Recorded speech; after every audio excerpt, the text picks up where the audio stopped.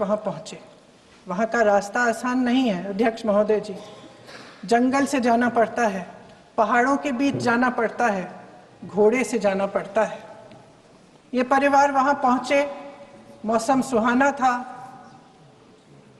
उनके बच्चे ट्रैम्पोलिन पे खेल रहे थे, कोई जिपलाइन कर रहा था, कोई चाय पी रहा था, तो कोई कश्मीर की सुंदर वादियों की ठंडी हवा का मजा ले रहा था।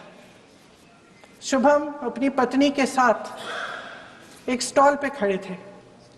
तभी अचानक 4 आतंकवादी जंगल में से निकलते हैं और शुभम को वहीं अपनी पत्नी के सामने मार डालते हैं।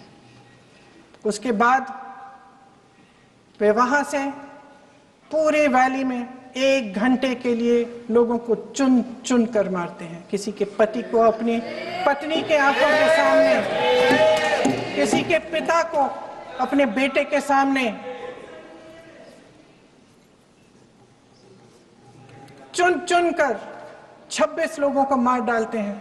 शुभम की पत्नी घबराकर वहां से भागने की कोशिश करती है, अपनी जान बचाने के लिए जंगल की तरफ दौड़ती है। वहां पता चलता है कि तमाम लोग जंगल की तरफ दौड़े हैं और अपनी जान बचाने की कोशिश कर रहे हैं। कोई अपने बेटे का हाथ पकड़ के पहाड़ों पर घसीटता हुआ जा रहा है, कोई कश्मीरी घोड़े वालों और गाइडों की मदद लेते हुए चले जा रहा है। कोई रास्ता नहीं है, कोई तरीका नहीं है, लेकिन किसी न किसी तरह से शुभम की पत्नी के शब्दों में किसी ऐसी शक्ति ने हमको बचा कर रखा कि हमें किसी न किसी तरह से हम अकेले नीचे पहुंचे। और मैं उनके लफ्ज पढ़ना चाहती हूं, क्योंकि उन्होंने कहा कि इस पूरे समय जब 1 घंटे के लिए चुन चुन कर भारतीय नागरिकों को मारा जा रहा था, इस पूरे समय उसे एक सुरक्षाकर्मी नहीं दिखा, एक सैनिक नहीं दिखा।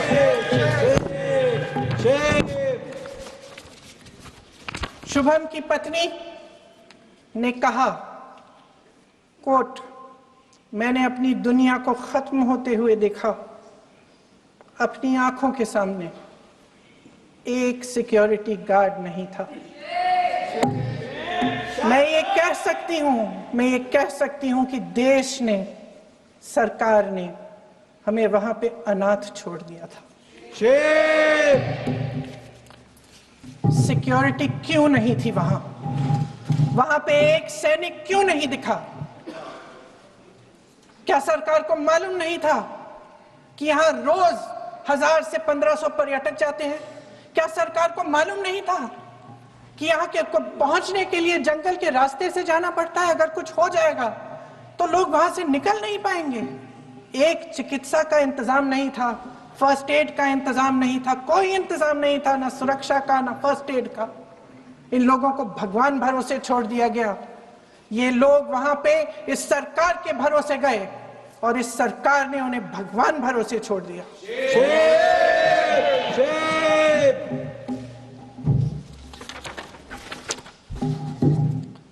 मैं पूछना चाहती हूं, ये किसकी जिम्मेदारी थी? इस देश के नागरिकों की सुरक्षा की जिम्मेदारी किसकी है? क्या इस देश के प्रधानमंत्री की नहीं है? क्या इस देश के गृह मंत्री की नहीं है? क्या इस देश के रक्षा मंत्री की नहीं है? क्या एनएसए की नहीं है? अध्यक्ष महोदय, पहलगाम हमले से सिर्फ 2 हफ्ते पहले हमारे गृह मंत्री महोदय जी कश्मीर गए थे। किस लिए गए थे? जो सुरक्षा की व्यवस्था है इसको देखने के लिए गए थे, इसको रिव्यू करने के लिए गए थे।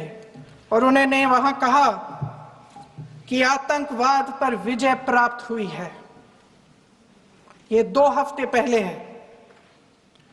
3 महीने बाद जेएनके के गवर्नर साहब एक आम इंटरव्यू में ऐसे ही चलते चलते कह देते हैं कि हाँ, बैसारन वैली में बहुत लापरवाही हुई और इसके लिए मैं जिम्मेदारी लेता हूं। ऐसे ही चलते चलते, और वो बात होती है, खत्म भी वहां होती है और वहीं खत्म हो जाती है। उनसे जिम्मेदारी ली भी नहीं जाती, कोई सवाल नहीं उठाता, कोई जवाब नहीं देता। अध्यक्ष महोदय, उस हमले की जिम्मेदारी एक आतंकवादी गुट जिसका नाम टीआरएफ है थोड़े दिनों बाद लेती है। कौन है ये टीआरएफ?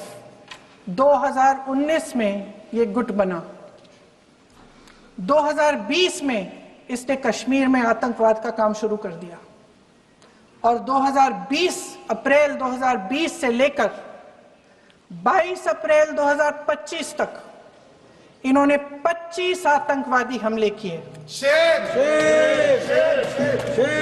गृह मंत्री महोदय ने जब यूपीए सरकार के समय के आतंकवादी हमले गिने तो लगभग 25 गिनवाए थे अभी अपने भाषण में।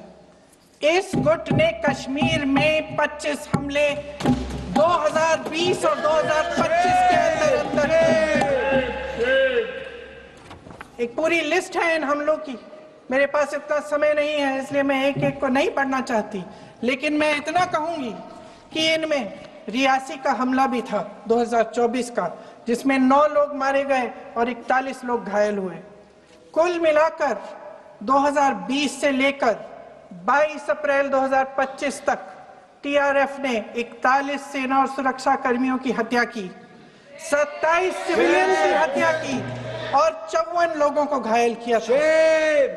भारत सरकार ने टीआरएफ को आतंकवादी संगठन का दर्जा कब दिया? 2020 में दिया, 2021 में दिया, 2022 में दिया, 2023 में दिया। 3 साल बाद, 3 सालों के लिए ये आतंकवादी गतिविधियां कर रहे हैं और आप इनको आतंकवादी संगठन तब कहते हैं 2023 में? इसकी क्या वजह थी? ये सब सरकार के संज्ञान में था और आप मुझे बताना चाहते हैं, सत्ता पक्ष के नेता बताना चाहते हैं कि ये सब आपके संज्ञान में था, लेकिन कोई भी एक ऐसी एजेंसी नहीं है हमारी सरकार की जिसको पता चला कि ऐसा हमला, ऐसा भयानक हमला होने जा रहा है हमारे देश में, कि पाकिस्तान में बैठे हुए इस हमले की योजना बन रही है कि हम भारत जाके हैवानियत करेंगे, 26 लोगों को मार डालेंगे और हमें पता ही नहीं है।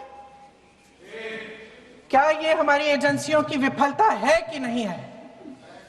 ये बहुत बड़ी विफलता है, एक बहुत बड़ी विफलता है। जानते थे कि ये गुट है, जानते थे कि 5 सालों से ये आतंकवादी हमले कर रहा है, अध्यापकों को मारा, आर्मी के बड़े बड़े अफसरों को मारा, आम जनता को मार डाला, पुलिस वालों को मार डाला, और आप इन पे निगरानी नहीं रख रहे थे। और ये जो एजेंसियां हैं इनकी जिम्मेदारी कौन लेगा? क्या आईबी चीफ ने अपना इस्तीफा दिया? क्या किसी ने इस्तीफा दिया? गृह मंत्री जी के कार्य क्षेत्र में आता है इंटेलिजेंस ब्यूरो। क्या गृह मंत्री जी ने इस्तीफा दिया? इस्तीफा छोड़िए, जिम्मेदारी ली।